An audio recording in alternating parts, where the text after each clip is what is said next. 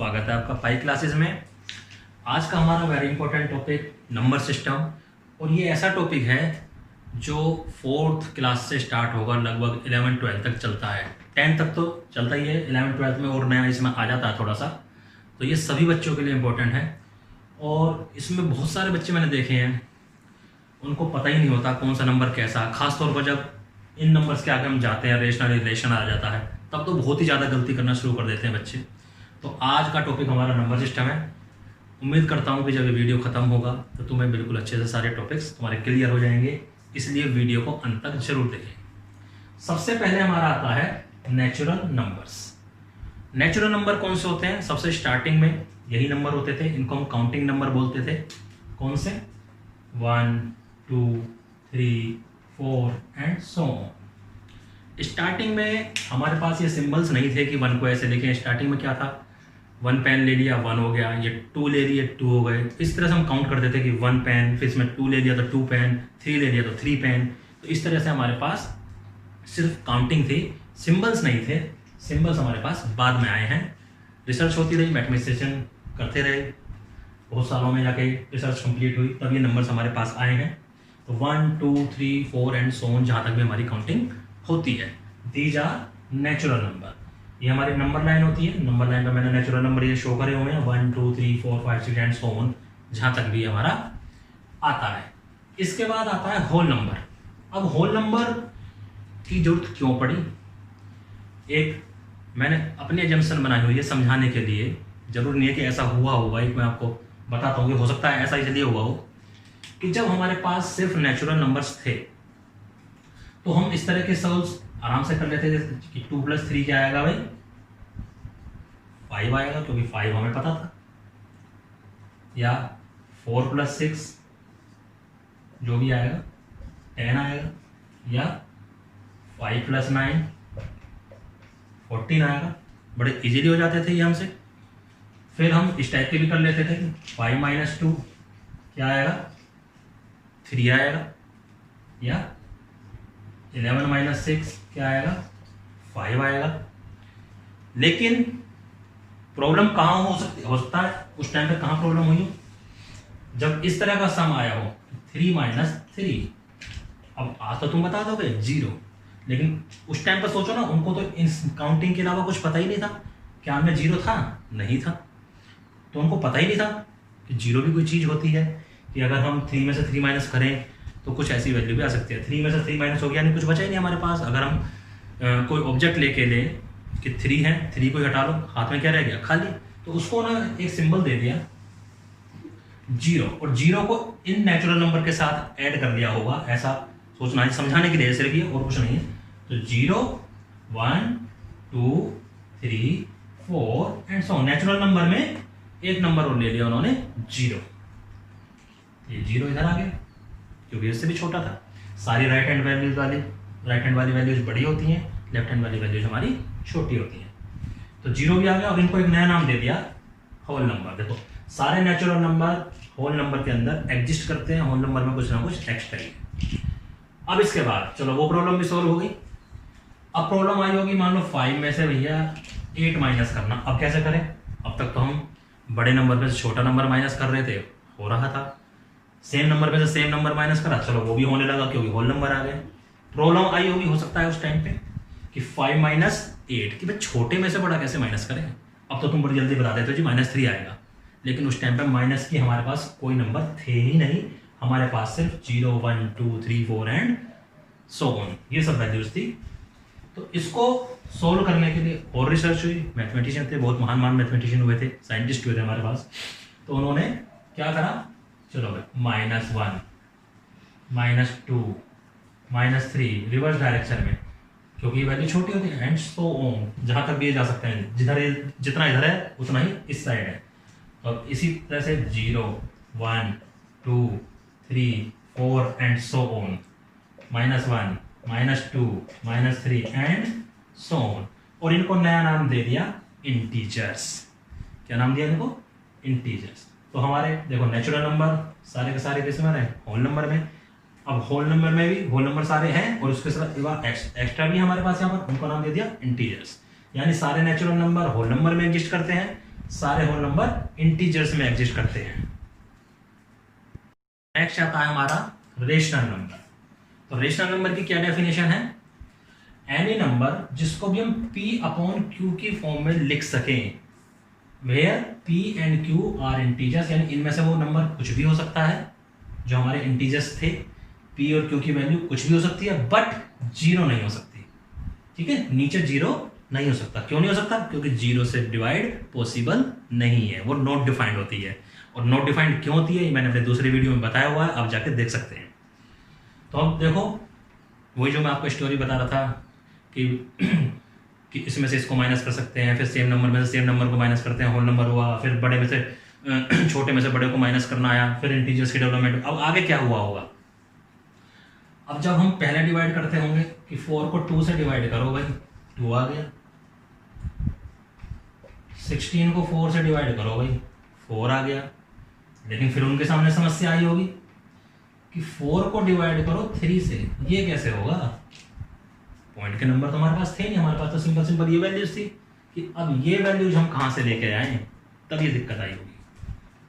उसके लिए भी अब देखो, सबसे पहले हमने क्या बताया था, p बाय q की फॉर्म में हम जिस भी नंबर को लिख सकते हैं वो रेशनल नंबर है। क्या हम इंटीजर्स को रेशनल नंबर की फॉर्म में लिख सकते हैं? यस, कोई सा भी ले लो, -4, इसके नीचे 1 लगा लो, क्योंकि 1 से डिवाइड करेंगे, इसकी वैल्यू पर कोई चेंज नहीं आना।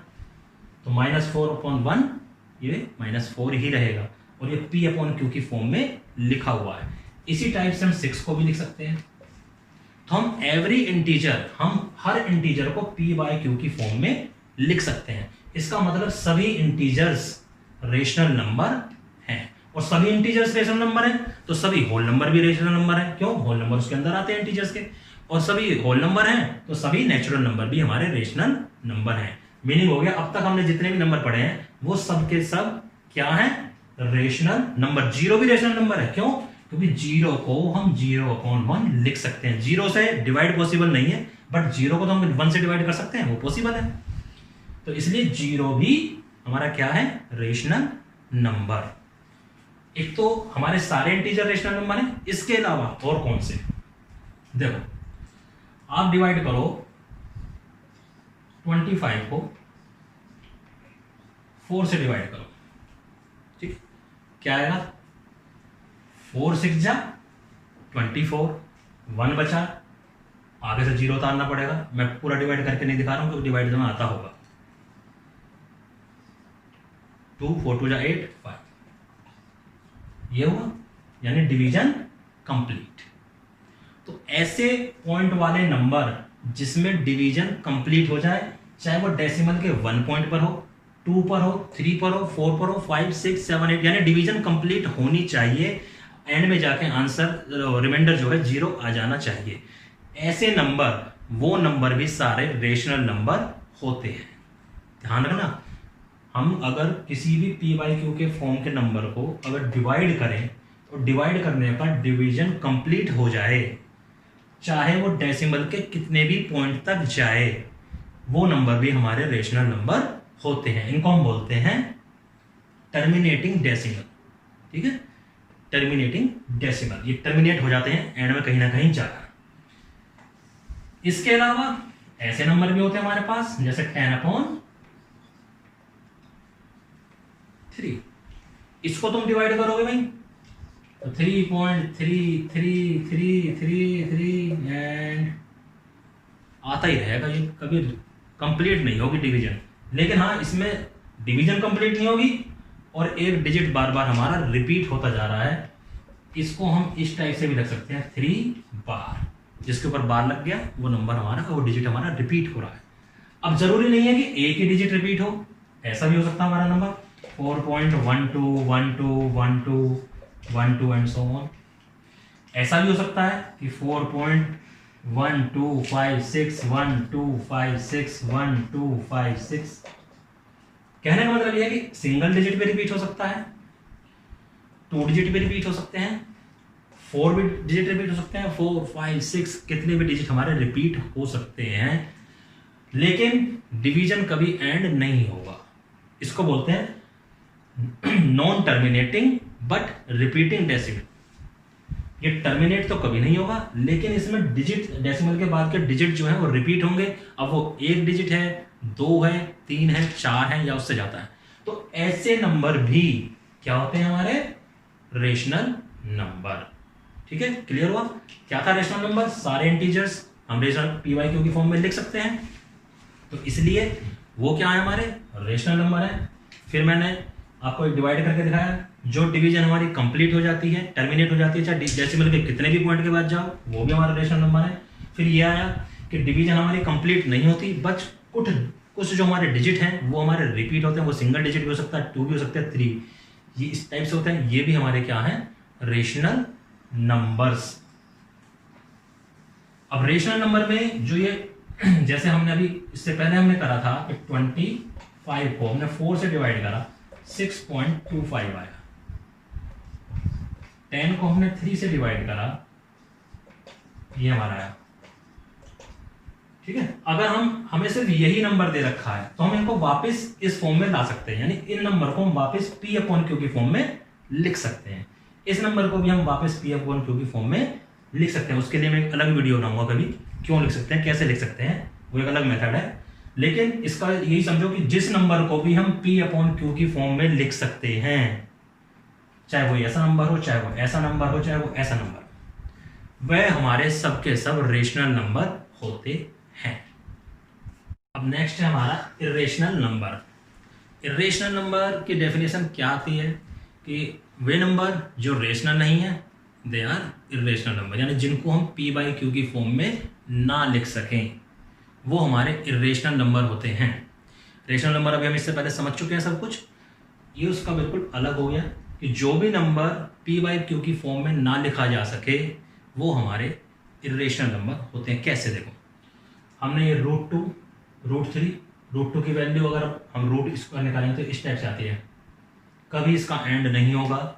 अब देख लीजिए आप, डेसिमल के बाद कोई भी डिजिट या ग्रुप ऑफ डिजिट रिपीट नहीं हो रहा, जो कि रेशनल नंबर में होता था। कोई भी डिजिट हमारा रिपीट नहीं होगा, इसलिए ये इरेशनल है, क्योंकि रेशनल की कंडीशन को कंप्लीट नहीं कर रहा। ऐसी √3 में भी ये वैल्यू है, कोई भी डिजिट हमारा रिपीट नहीं हो रहा, ना सिंगल, ना डबल, ना 5, ना 6, कुछ भी रिपीट नहीं हो रहा है हमारा। लेकिन अगर √4 होता तो √4 की वैल्यू तो हमें पता है 2 क्या है, इंटीजर, और 2 को तो हम 2/1 लिख सकते हैं, तो ये हमारा रेशनल में चला जाएगा। तो सभी रूट वाली वैल्यूज जिनका रूट परफेक्टली नंबर हमारा नहीं निकल सकता, जैसे 4 हो गया, 9 हो गया, 16 हो गया, इनका तो रूट इजीली निकल जाता है, तो ये तो हमारे हो गए रेशनल।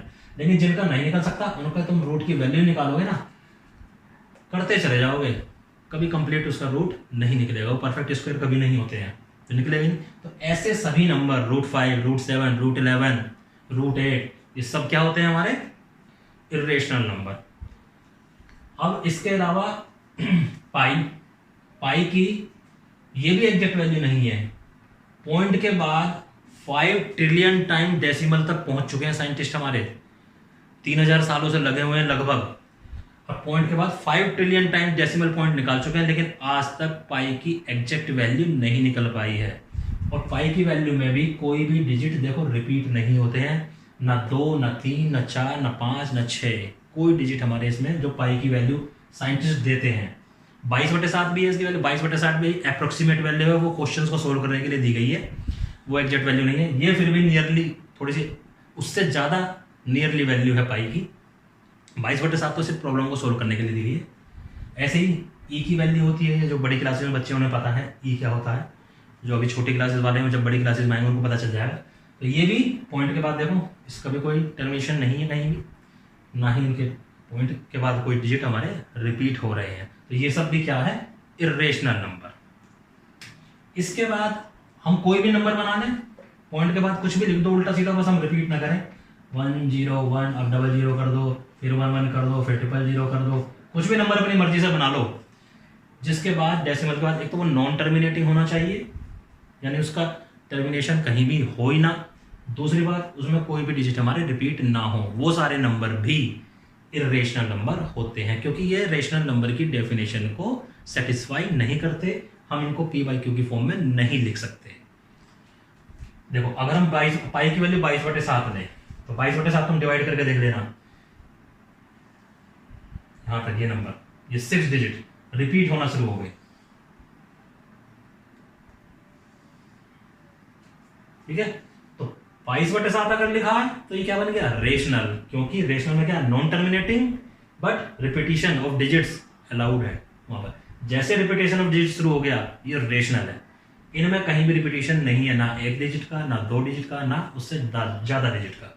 तो अब डिफरेंस पता चल गया रेशनल और इरेशनल में। तो these are our rational numbers, वो इरेशनल नंबर, सॉरी, पहले वाले हमने रेशनल करे थे, अब ये इरेशनल है। उम्मीद करता हूं आप लोगों को क्लियर हो गया होगा। अब इसके बाद हमारा आता है रियल नंबर्स।